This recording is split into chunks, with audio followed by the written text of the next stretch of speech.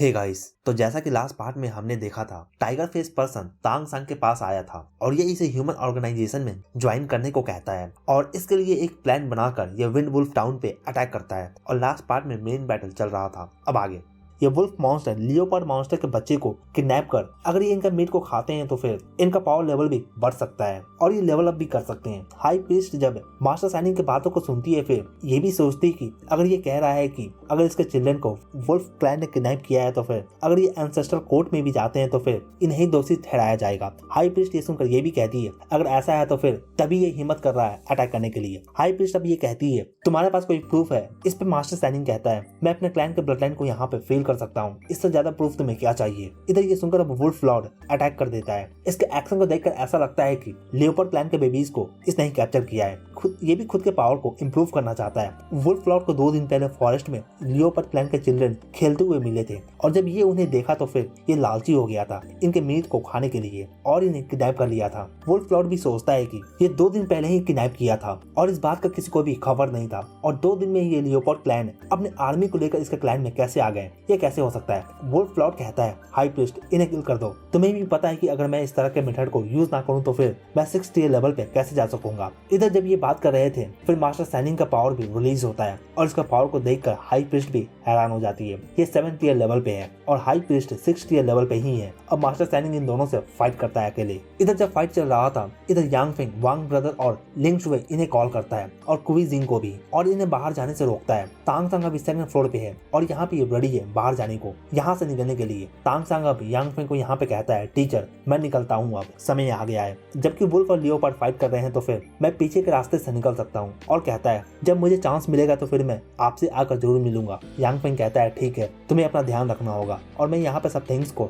Handle कर लूंगा। तांग सांग अब विंडो के पास खड़ा होता है और ये यहाँ से निकलता है। तांग सांग के लिए फर्स्ट टाइम नहीं है ये कि ये चुपके से बाहर भी निकल रहा है, ये पहले भी ऐसा कर चुका है। इस टाइम पे जबकि वुल्फ और लियोपार्ड दोनों ही फाइट कर रहे हैं तो फिर तांग सांग सोचता है कि जबकि इसका विंड ब्लेड है अभी 3rd लेवल पे ही है और लियोपार्ड फ्लैश है ये भी 3rd लेवल पे ही है, फिर इस बार इसके पास काफी अच्छा मौका है इन दोनों स्किल को अपग्रेड करने का। तांग सांग अब एक बिल्डिंग के ऊपर से बैटल को देखता है। एक जगह पे 4 वुल्फ 7 लियोपार्ड मॉन्स्टर से फाइट कर रहे हैं और इन 4 वुल्फ में एक 4th टियर का वुल्फ है और बाकी 3rd टियर लेवल पे है। तांग सांग मूव करता है और दूर से ही विंड ब्लेड को शूट करता है, लियोपार्ड मॉन्स्टर पे अटैक करता है। इस तरह का पावरफुल विंड ब्लेड को देखकर वुल्फ सोचते हैं कि इनका बैकअप आ चुका है। इधर इस तरह के सिचुएशन को देखकर कि इनका लियोपार्ड क्लैन वीक हो रहा है। अब ये लियोपार्ड जो कि 4th टियर लेवल पे है ये ऊपर के बिल्डिंग पे चला जाता है और ये इस अटैकर को ढूंढ रहा है। जब ये लियोपार्ड मॉन्स्टर चेक कर रहा था कि अटैक कहां से आ रहा है, सडनली इसके पीछे से एक फिगर आता है और इसके गले को पीछे से पकड़ लेता है और ये फिगर तांग सांग ही है। तांग सांग इसके गले को पकड़कर इसके ब्लड लाइन के पावर को एब्जॉर्ब करना स्टार्ट करता है और इसे पीछे की ओर खींच कर लेकर जाता है। स्वान टेनगोंग के कंटिन्यूस शॉलोइंग पावर से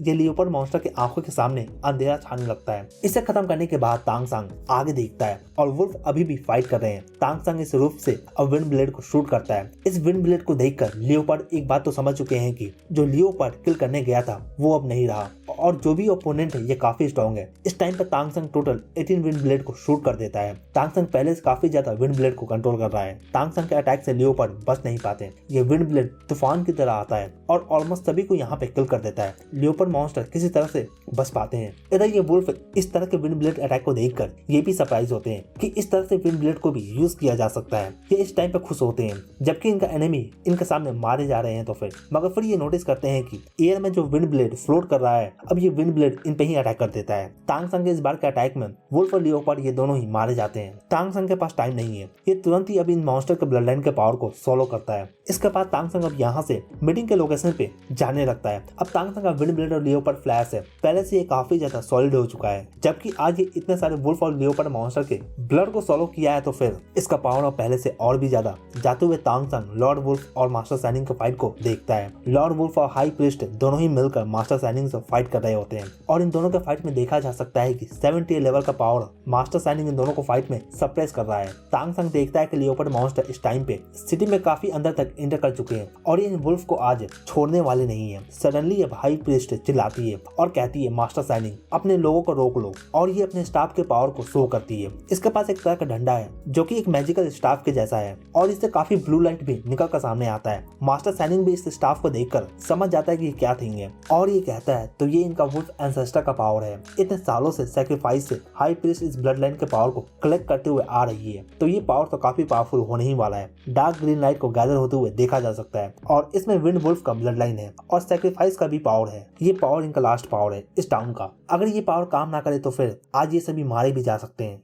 हाई प्रीस्ट वुल्फ कहती है अगर तुम नहीं रुके तो फिर मैं इस वुल्फ हट को ब्लास्ट कर दूंगी और इसमें तुम तो बच जाओगे, मगर इस टर्न में कोई और नहीं बच सकेगा। तुम्हारे सारे लोग भी यहाँ पे मारे जाएंगे। तो सोच लो, ईच रेस काफी इंपॉर्टेंट की होता है इनहेरिटेंस के लिए। एक बार ये डिस्ट्रॉय हो जाए तो फिर वो पूरा क्लैन का ब्लड लाइन भी वीक हो जाता है और साथ ही वो क्लैन भी वीक हो सकता है। मास्टर सैनिंग अभी सुनकर हंसता है और ये भी सोच नहीं रहा था कि ये भी हो सकता है। लियोपार्ड मॉन्स्टर अब अटैक करना बंद कर देते हैं और इधर तांग संग जो कि काफी दूर निकल गया था, ये भी फील करता है कि बैटल रुक चुका है और ये भी अब क्यूरियस हो जाता है इस थिंग को लेकर। मगर इसके सामने एक लियोपार्ड मॉन्स्टर था और ये अंधेरे में जाकर छुप जाता है। तांग संग सोचता है कि टाइगर फेस ने इसे कहा था कि जब ये बैटल स्टार्ट होगा फिर इसे 300 ब्रेथ में इस टाइम ड्यूरेशन में लोकेशन पे आना होगा और अब तक 160 ब्रेथ हो चुका है। तांग संग सोचता है अगर ये हाई प्रीस्ट नहीं होती तो फिर आज ये लियोपार्ड मॉन्स्टर सभी को यहाँ पे किल कर देते। तांग संग सोचता है कि शायद ह्यूमन ऑर्गेनाइजेशन को इस बारे में पता होगा और शायद इसलिए ही वो काफी कॉन्फिडेंट है कि ये फाइट ज्यादा देर तक नहीं चलेगा और ये रुक जाएगा। हाई प्रीस्ट कहती है मास्टर सैनिंग अगर तुम आज अपने लोगों को लेकर चले जाते हो फिर मैं तुम्हें तुम्हारे चिल्ड्रन को भी दे दूंगी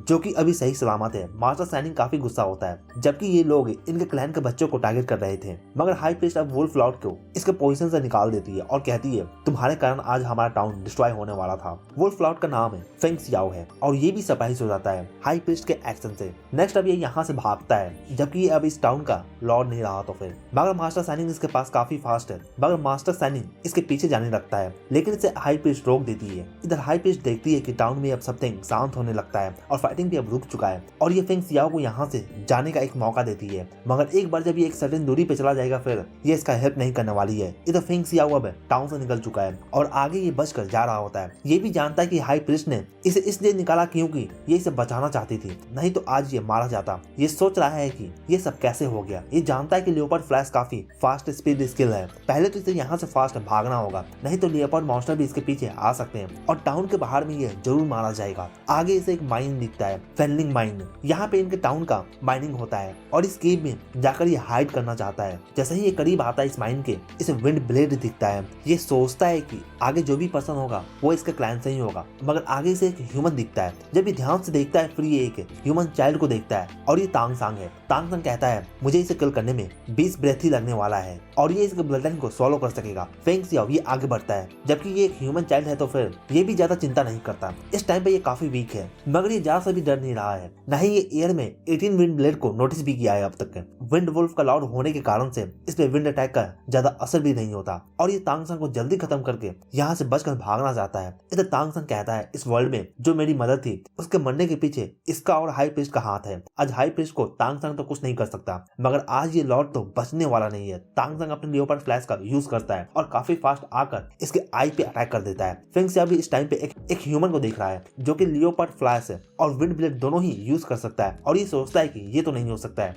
मगर इधर तांग सांग इसे सोचने का भी मौका नहीं देता और ये 18 विंड ब्लेड आकर अब एक के बाद एक इसे हिट करते हैं। तांग सांग के पास अभी टोटल 4 स्किल्स है और साथ ही अभी इसके बॉडी में इसका स्वान टियान गोंग भी रन कर रहा है। फेंग सियाओ का ब्लड लाइन दूसरे वुल्फ से काफी प्योर है। तांग सांग भी इससे पहले एक प्योर ब्लड लाइन को एब्जॉर्ब नहीं किया है। 10th विंड ब्लेड हिट करता है, इसका नर्व डैमेज हो जाता है गर्दन का, और जब 15th विंड ब्लेड इसे हिट करता है इसके बैकबोन डिस्ट्रॉय हो चुके हैं। अब फेंग सियाओ अपना लास्ट सांस ले रहा होता है। तांग सांग अब इसके सामने निकल कर आता है अंधेरे में से। जब ये देखता है कि ये तो एक बच्चा है और ये 9 साल का है, फिर ये काफी सरप्राइज होता है। तांग सांग इसके ब्लड लाइन को सॉलो करना स्टार्ट करता है और जब ये ऐसा करता है फिर तांग सांग का स्वान टियान गोंग लेवल अप होकर 5th ईयर पे चला जाता है और इसका विंड ब्लेड भी इवॉल्व हो जाता है और इसका भी लेवल इंक्रीज करता है और साथ ही इस बार विंड ब्लेड में सेकंड कलर भी आना स्टार्ट होता है। इसमें डार्क ग्रीन कलर आना स्टार्ट होता है। तांग सांग सोचता है कि शायद ये विंड वुल्फ का लॉर्ड है, इस कारण से ये इफेक्ट इसे मिल भी रहा है। तांग सांग इसके ब्लड को सॉलो करने के दौरान फील करता है कि इसके बॉडी में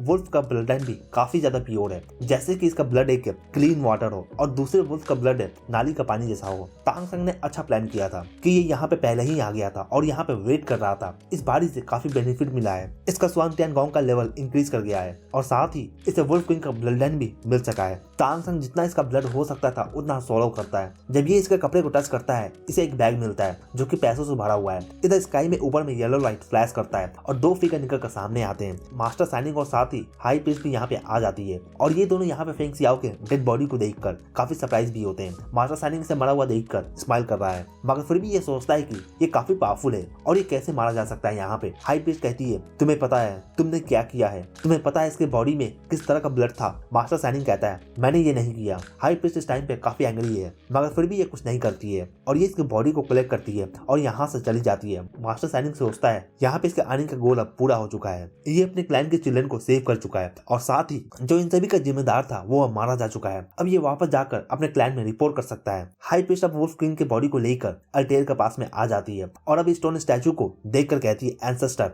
आपका बच्चा मारा जा चुका है, मैं जस्टिस का डिमांड करती हूँ। और ये कहने के बाद तुरंत ही अब ऊपर स्काई में रेड लाइट शूट होता है। इसका शूट होते ही अब पूरा टाउन वाइब्रेट करना स्टार्ट कर देता है। इधर यांग फेंग भी इस रेड लाइट को देखता है और दूसरे भी इस रेड लाइट को देख रहे होते हैं और इन सभी को अपने ब्लड में एक इमोशन फील होता है और ये समझ नहीं पाते कि ये ऐसा क्यों है। इधर तांग संग अब टाइगर फेस पर्सन के पास आ जाता है और ये दोनों यहाँ से निकलते हैं। जैसे ये निकलते हैं इधर टाउन में कुछ फील होता है और ये टाउन की ओर देखते हैं। टाइगर फेस कहता है लगता है कि टाउन में कुछ बुरा हुआ है, हमें यहाँ से जाना होगा और ये दोनों यहाँ से निकलते हैं। इधर कैरी सिटी में एंसेस्ट्रल हॉल में ये भी फील कर लेते हैं कि विंड वुल्फ किंग मारा जा चुका है। अब एक फिगर कहता है किसने मेरे बच्चे को किल किया है। इधर टी शॉप में यहाँ पे इवनिंग के टाइम पे मी गॉन्जी और शू क्वीन ये दोनों कस्टमर को टी सर्व कर रहे थे, मगर इतने में कुछ वुल्फ कस्टमर के बॉडी से ब्लू लाइट इमिट होना स्टार्ट होता है और ये देखकर ये भी सरप्राइज यहाँ पे हो जाते हैं और ये वुल्फ यहाँ से तुरंत यहाँ से भागना स्टार्ट करते हैं। इस इंसिडेंट को अब कुछ दिन हो चुके हैं और 2 दिन बाद कैरी सिटी के गेट पे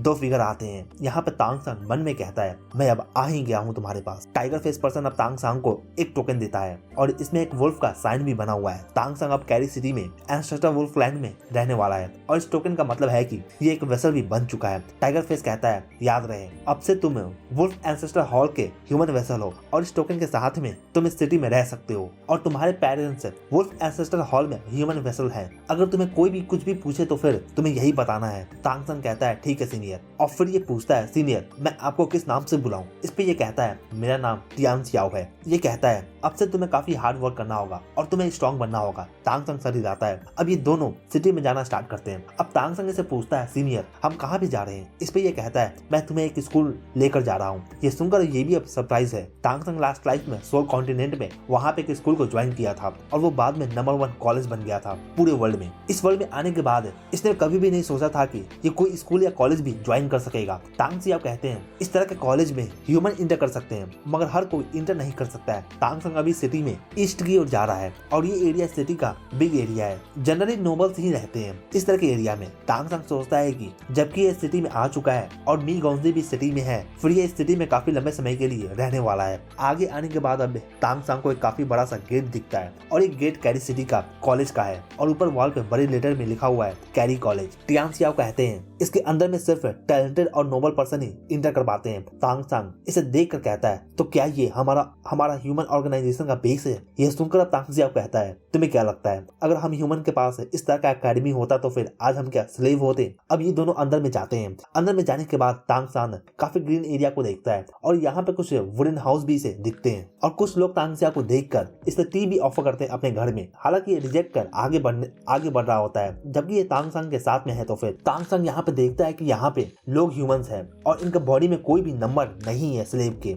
और ये भी सरप्राइज है। इस तरह के सीन को देखकर तांग सियाओ कहते हैं ये लोग सभी इस कैरी सिटी में वेसल्स है। तांग सियाओ यहाँ पे तांग संग को कहते हैं नाम मैंने जो नाम तुम्हें बताया था यहाँ पे दूसरे के सामने तुम मत बोलना, लगता है कि इसका यहाँ पे नाम है डिफरेंट है। यहाँ पे इस कॉलेज को मेंटेन करने के लिए काफी रिसोर्सेस और मैन पावर चाहिए होता है। ह्यूमन यहाँ पे वेसल्स के तौर पे काम भी करते हैं। तांग संग एक बात तो समझ जाता है ये कॉलेज बस एक कवर है, इस कॉलेज के अंदर में ह्यूमन ऑर्गेनाइजेशन का एक ब्रांच भी है। तांग संग अभी बस अपने सराउंडिंग को ही चेक कर रहा है। जैसे जैसे ये आगे जा रहा है थाउजेंड्स ऑफ ह्यूमन वेसल यहाँ पे रहते हैं। अब अब एक टॉल मैन इनके पास आता है और ये तांग सियाओ से पूछता है तो फिर ये लड़का वही है। इस पर तांग सियाओ कहता है हाँ ये वही है, मैंने इसका टेस्ट लिया है, अगर तुम चाहो तो फिर तुम भी इसका टेस्ट ले सकते हो। ये सुनकर अब ये सर हिलाता है। जो भी इस टॉल मैन को यहाँ पे देख रहे हैं ये सभी इसे ग्रीट करते हैं। इसे समझा जा सकता है कि इसका स्टेटस यहाँ पे लो नहीं है। इसे दूसरे यहाँ पे मेयर बोलकर बुलाते हैं। अब ये एक वुडन हाउस में आ जाते हैं। यहाँ पे मेयर कहता है ठीक है अपने आप को एक्सप्लेन करो और तुम्हारे में क्या खास बात है ये भी एक्सप्लेन करो। तांग सांग अब खुद को इंट्रोड्यूस करता है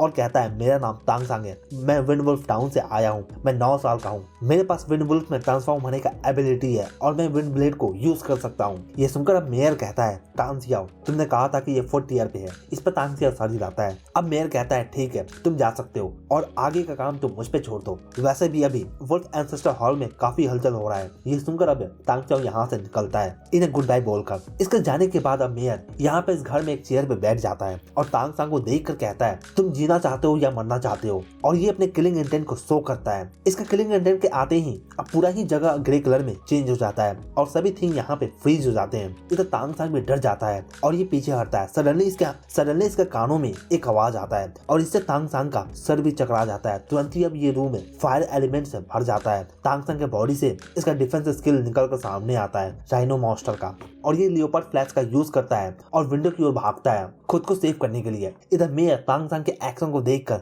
अब ये उठ जाता है चेयर से और इसके हाथों में रेड कलर का एनर्जी बॉल भी देखा जा सकता है और ये काफी सरप्राइज है। टियान सियाओ ने मेयर को कहा था कि तांग सांग 4th ईयर पे है, मगर तांग सांग के पावर को देखकर ये समझ चुका है कि ये 5th ईयर पे है। अगर एक 9 साल का बच्चा 4th ईयर लेवल पर चला जाए वो पहले ही काफी अमेजिंग टैलेंट है, मगर जबकि तांग सांग 9 साल की उम्र में ही 5th ईयर पे चला गया है, फिर इस बात से मेयर भी काफी ज्यादा सरप्राइज होता है। इधर तांग सांग भी अब समझ जाता है कि मेयर इसका टेस्ट ही ले रहे थे, मगर इसका टेस्ट काफी रियल था और इस कारण से तांग सांग को भी अपने डिफेंस का यूज करना पड़ गया था और ये विंडो की ओर भाग भी रहा था। तांग सांग का डिफेंस स्किल सामने आ गया है, इसका लियोपार्ड स्किल भी सामने आ चुका है। तांग सांग का ऑलमोस्ट सभी स्किल मेयर देख चुके हैं। ये देखकर अब मेयर कहता है तुम्हारे पास डिफरेंट मॉन्स्टर रेस का एबिलिटी कैसे है। अब मेयर बैठ जाता है और तांग सांग से इस बारे में डिस्कस करना स्टार्ट करता है। तांग सांग कहता है मेयर मैं दूसरों से डिफरेंट हूँ और मैं एक से ज्यादा एबिलिटी को यूज कर सकता हूँ, इस कारण से मैं अपने पावर को ज्यादातर हाइड ही करके रखता हूँ। यह सुनकर अब मेयर भी कहता है तो इस बारे में यान फेंग को पता है। इस पर तांग सांग कहता है आप पहले इंसान हो जो इस बारे में जानते भी हो। तांग सांग अब एक स्टोरी सुनाता है थोड़ा सच और थोड़ा झूठ मिलाकर और कहता है जब मैं यंग था मैं रात में जंगल में गया था और वहाँ पे मुझे एक इंजर ह्यूमन मिला जिसे वुल्फ हंट कर रहे थे। तांग सांग कहता है जब मैं उस ह्यूमन से मिला फिर उसने मुझे इस ऑर्गेनाइजेशन को ज्वाइन करने को कहा था और उसने मुझे एक बुक दिया। उस बुक में स्वान टियान गोंग टेक्निक था। उस टाइम पे मैं अपने डीमन गॉड ट्रांसफॉर्मेशन को अवेकन नहीं किया था और मैं उस मेथड को प्रैक्टिस करने लगा था बुक के अकॉर्डिंग में। मेथड को याद करने के बाद मैंने बुक को जला दिया था जैसे कि मुझे कहा गया था। तांग सांग कहता है मैं नहीं जानता कि उस टाइम पे ये मेथड क्या था, मगर एक वुल्फ के कांटेक्ट में आते ही उसका विंड ब्लेड स्किल को मैं एब्जॉर्ब कर लिया। तांग सांग आगे कहता है कि मैं फिर इस मेथड को प्रैक्टिस करने लगा था और इसे समझने लगा। इसमें टोटल 9 लेवल्स हैं। तांग सांग कहता है मैं वुल्फ को टच कर उसका विंड ब्लेड को एब्जॉर्ब कर सकता हूँ, मगर एक वुल्फ में ट्रांसफॉर्म नहीं हो सकता हूँ। मेयर कहता है तो ऐसा है तो फिर क्या तुम मुझे उस पर्सन का नाम बता सकते हो। इस पर तांग सांग कहता है उसका नाम जुज यासिन था। इस नाम को सुनकर मेयर भी सरप्राइज है, ये इस नाम को जानता है। मेयर पूछता है ये बुक उसने तुम्हें दिया था, उसने कुछ बोला था तुम्हें कि ये बुक कहाँ से आया है।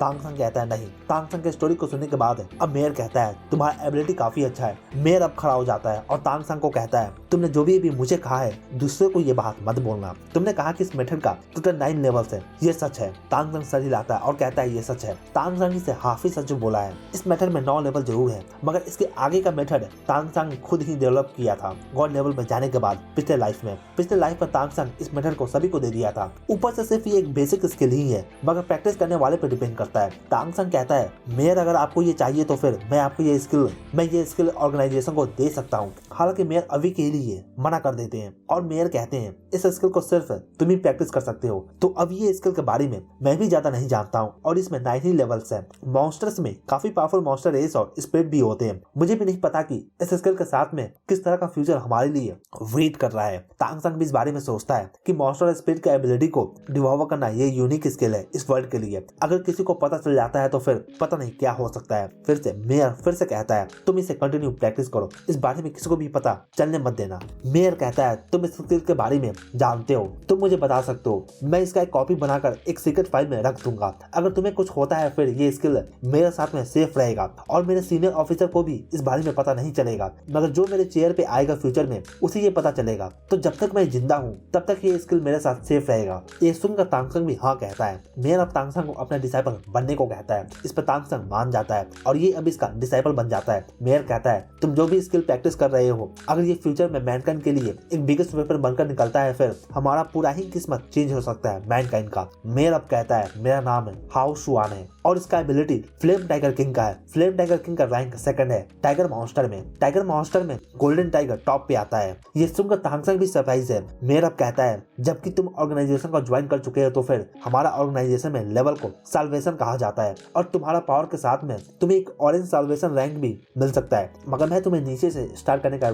एडवाइस देता हूँ। इससे तुम्हारे पावर के बारे में कोई भी नहीं जान सकेगा और तुम सेफ भी रहोगे। और तांगसंग को रेड रैंक मिल जाता है। इनके ऑर्गेनाइजेशन में रेनबो के कलर के अकॉर्डिंग ही इनका रैंक डिवाइडेड होता है, red, orange, yellow, green, blue और पर्पल। लोएस्ट इसमें रेड कलर रैंक है और पर्पल सबसे हाईएस्ट कलर रैंक है, जबकि तांगसंग 5th ईयर पे है फिर ये ऑरेंज रैंक पे जा सकता है, मगर जबकि ये अभी ज्वाइन ही हुआ है इसे ये रैंक नहीं लेना चाहिए, पहले ये सेटल हो जाए। अभी ये नीचे से स्टार्ट कर रहा है जैसा कि मेयर ने इसे कहा भी है। मेयर अभी ग्रीन रैंक पे है और इसके ऊपर जो भी होते हैं वो हाईएस्ट लेवल पे होते हैं। अब मेयर तांगसंग के हैंड पे एक मार्क बनाने वाला है जो कि एक सीक्रेट मार्क होगा और ये मार्क दूसरे मेंबर को दिखा सकता है कि ये ऑर्गेनाइजेशन का ही हिस्सा है। तांगसंग पूछता है तो क्या इस सिटी में जो लोग हैं ये सभी हमारे ह्यूमन ऑर्गेनाइजेशन का हिस्सा है? इस पे ये कहता है नहीं, अगर इतने सारे मेंबर होते तो फिर हमारा सीक्रेट भी पता चल जाएगा। इनके ऑर्गेनाइजेशन में मेंबर नहीं है। तांगसंग कहता है तांग सियाओ ने कहा था कि यहाँ पे कैरी कॉलेज के अंदर में हमारा साल्वेशन अकेडमी है। इस पे मेयर कहता है हाँ बिल्कुल, हम अपने जगह को नहीं खोल सकते, इसलिए हम इस कॉलेज के अंदर में ही चुपके से अपना कॉलेज चलाते हैं और यहाँ के रिसोर्सेज को भी यूज करते हैं। अब मेयर इसके हाथ में एक मार्क बना देते हैं जो कि टैटू की तरह है और अब इसे लेकर साल्वेशन अकेडमी में चले जाते हैं। अंदर में यहाँ पे इस वुडन हाउस से निकलकर अब आगे जाना स्टार्ट करते हैं ये, और आगे ये एक माउंटेन पे चढ़ना स्टार्ट करते हैं और जाते हुए इन्हें काफी सारे वुडन हाउसेस भी दिखता है। आगे जाते हुए एक लड़का आता है जो कि 14 साल का होगा और ये इन्हें ज्वाइन करता है और आगे जाते हुए ये कहता है मेयर आ चुके हैं। अब काफी लड़के और लड़कियां निकल कर आती हैं। मेयर कहता है ये न्यू डिसाइपल है, अब से ये भी यहाँ पे सीखने वाला है, गुआन तुम इसका ख्याल रखना। एक मिडिल एज पर्सन निकल कर सामने आता है और ये कहता है तो ये तुम्हारा डिसाइपल है। इस पे मेयर जो कि हाओ शुआन है ये सर हिलाता है और कहता है इसका टैलेंट अच्छा है। अब तांगसंग टीचर से पूछता है क्या मैं सम टाइम बाहर इस अकेडमी के जा सकता हूँ सिटी में कुछ लेने के लिए? इस पे ये कहते हैं नहीं, अगर तुम्हें जाना होगा तो फिर तुम्हें पहले डायरेक्टर गुआन से परमिशन लेना होगा। तांगसंग सिटी में मिक गॉन्जी से मिलने जाने के लिए पूछ रहा होता है। अब हू शुआन यहाँ से चले जाते हैं और डायरेक्टर गुआन तांगसंग को इसके टीचर से इंट्रोड्यूस करते हैं। फर्स्ट टीचर मू यून है जो कि फिजिकल ट्रेनिंग की इंचार्ज है। तांगसंग इन्हें ग्रीट करता है। अब डायरेक्टर गुआन इसे दूसरे टीचर से इंट्रोड्यूस करते हैं, मू क्विंग, और ये टीचर मू यून के भाई है। लास्ट टीचर एक ओल्ड मैन है और इनका नाम है सीरू है जो कि डिमन गॉड चेंज और नॉलेज के बारे में सिखाते हैं। तांगसंग इन्हें देखकर काफी अमेज होता है क्योंकि ये इनसे काफी स्पिरिचुअल एनर्जी को फील भी कर पाता है और ये सोचता है कि शायद ये काफी स्ट्रॉन्ग भी है। तांगसंग यहाँ पे खुद को इंट्रोड्यूस करता है और अपने लेवल के बारे में बताता है कि ये 4th ईयर लेवल पे है। ये सुनकर दूसरे भी काफी सरप्राइज होते हैं कि ये इस एज में ही इस लेवल पे है, मगर ये वुल्फ डीमन चेंज को प्रैक्टिस करता है। दूसरे अब कहते हैं मगर ये वुल्फ डीमन गॉड चेंज को प्रैक्टिस करता है जो कि ज्यादा स्ट्रॉन्ग नहीं है। अब तांगसंग डू बाई के साथ में जाता है। तांगसंग अब तक तो इस कॉलेज को देखकर अच्छा ही फील कर रहा है। तांगसंग जाते हुए अब सोचता है कि इसके टीचर हू शुआन इसे एक रूम तो प्रोवाइड किए ही होंगे, नहीं तो फिर ये कल्टीवेट कैसे करेगा। यहाँ पे सभी टीचर का लेवल काफी हाई है, ये चुपके से निकल भी तो नहीं सकता है इनसे बचकर। पहले ये यान फेंग से बचकर निकल जाता था मगर इन्हें ये बेवकूफ तो नहीं बना सकता है। तांगसंग अब अपने रूम के पास आ जाता है और इसका रूम भी काफी बड़ा है। जब से ये इस वर्ल्ड में आया है इसने अपना रूम में इतना बड़ा तो कभी भी नहीं देखा। इसमें बेड है और साथ ही इसमें एक अटैच बाथरूम भी है। डू बाई कहता है मैं तुम्हें दूसरे थिंग दिलाने के लिए लेकर चलूंगा जो तुम्हारे डेली नेसेसिटी का थिंग होगा। तांगसंग अब ये सुनकर इसे थैंक्स कहता है और ये सुनकर ये कहता है तुम इतना पोलाइट कैसे हो सकते हो। अब ये कहता है तुम्हें पता है मेरा गॉड डीमन चेंज क्या है? और अब ये तांगसंग को अपने आंखों में देखने को कहता है। जब तांगसंग ऐसा करता है फिर इसके आंखों में व्हाइट हेलो दिखता है और तांगसंग को स्पिरिचुअल पावर भी फील होता है। तांगसंग जोर से चिल्लाता है और तांगसंग का सर घूमने लगता है और ऐसा लगता है कि इसके आंखों के सामने अंधेरा छा गया हो। इस बच्चे की आंखों में एक अनोखा पावर है जो कि तांगसंग भी अभी समझ नहीं सका और ये इसके जाल में फंस गया। तांगसंग यहाँ पे काफी कोल्ड भी फील करता है। इतने में यहाँ पे तांगसंग की आवाज को सुनकर मु यून भी आ जाती है जो कि टीचर है और ये तांगसंग की हालत को देखती है और ये दुबाई को डांट भी लगाती है इसके हरकत के लिए। दूसरे टीचर भी यहाँ पे आ जाते हैं। तांगसंग कहता है इसने मुझे इसके आंखों में देखने को कहा, फिर पता नहीं मुझे क्या हुआ। ये सुनने के बाद टीचर दुबाई को यहाँ से लेकर जाते हैं और डायरेक्टर गुआन अब कहते हैं तुम्हें पता है उसका डीमन गॉड चेंज क्या है। ये कहते हैं उसका मॉन्स्टर टाइप काफी स्पेशल है। इस तरह के मॉन्स्टर को स्काई फॉक्स मॉन्स्टर कहते हैं। स्काई फॉक्स मॉन्स्टर क्लैन है, ये फाइटिंग में अच्छे नहीं है मगर ये अपने आई पावर को यूज कर सकते हैं और ये अपने आई का जासूसी के लिए यूज करते हैं। तांगसंग ये सुनकर सोचता है कि अगर इस तरह का आई पावर होता है इस वर्ल्ड में तो फिर अगर ये इस तरह के आई पावर को अपने ईगल आई में मर्ज कर दे तो फिर इसका आई पावर पहले से और भी ज्यादा बेहतर हो जाएगा। तांगसंग पहले ही अपने आई पावर में 2 आई पावर के स्किल को मर्ज कर चुका है और अगर इसमें तीसरे आई पावर को मर्ज कर देता है फिर ये तो नेक्स्ट लेवल पे ही चला जाएगा। तांगसंग यहाँ पे सोच रहा है कि जबकि ये यहाँ पे सिटी में आ चुका है फिर इसे ईगल क्लैन और डियर क्लैन के ब्लड को सोलो करना चाहिए ताकि इसका आई पावर भी और भी ज्यादा इवॉल्व हो सके और पहले से स्ट्रॉन्ग भी बन सके। और तांगसंग अपने आई पावर को दूसरे तरह के आई पावर के साथ में मर्ज करने के बारे में भी सोच रहा है। इसका आई पावर इवॉल्व होकर काफी अच्छा हो सकता है। स्काई फॉक्स क्लैन है, इसके पास ज्यादा ह्यूमन वेसल्स नहीं है तो फिर इनका पावर काफी ज्यादा कम ह्यूमन से यूज कर पाते हैं। अब नेक्स्ट है तांगसंग अपने रूम में रेस्ट करने लगता है और कुछ देर बाद इसके रूम में एक लड़की आती है और इसे ये कहती है मुझे टीचर ने तुम्हारे पास सेंड किया है तुम्हें लेकर जाने को ताकि तुम डेली थिंग्स को खरीद सको टाउन से। तांगसंग ये सुनकर अब इसे थैंक्स कहता है। ये लड़की का नाम है चेंगजी है और ये कहती है हम लड़कियां भी वो पर्सन को पसंद नहीं करते हैं, वो अपनी आई पावर का यूज कर हम लड़कियों पे हमेशा नजर रखता है। अब ये तांगसंग को लेकर एकेडमिक टाउन में चली जाती है और कहती है हमें जो भी चाहिए होता है हमें यहाँ पे मिल जाता है और अगर वो थिंग यहाँ पे ना हो तो फिर हम उसे लेने के लिए सिटी में भी जा सकते हैं। इस टाउन में यहाँ पर टोटल 5000 ह्यूमंस के फैमिली रहते हैं और यहाँ पे कैरी कॉलेज को सर्व करने के लिए ये यहाँ पे रहते हैं। इस एकेडमी में फाइटिंग ग्रुप भी है जो कि कॉम्बैट प्रैक्टिस करते हैं और इसमें हम ह्यूमन से इनकम भी जनरेट कर पाते हैं। दूसरे मॉन्स्टर से फाइट करके वो फाइट करते हैं प्रैक्टिस के लिए। दूसरे मॉन्स्टर से प्रैक्टिस फाइट करके यहाँ पे काफी थिंग्स है जो कि तुम धीरे धीरे यहाँ पे समझ जाओगे और इसी के साथ ये पार्ट यहीं पे खत्म होता है। तो दोस्तों इस पार्ट के लिए इतना ही, इसके आगे का स्टोरी हम नेक्स्ट पार्ट में देखेंगे। इस पार्ट के लिए इतना ही दोस्तों। वीडियो अच्छा लगा हो तो वीडियो को लाइक जरूर करें और अगर आप चैनल पर नए हैं तो चैनल को जरूर सब्सक्राइब करें ऐसे और भी एनीमे एक्सप्लेन के लिए। Thank you.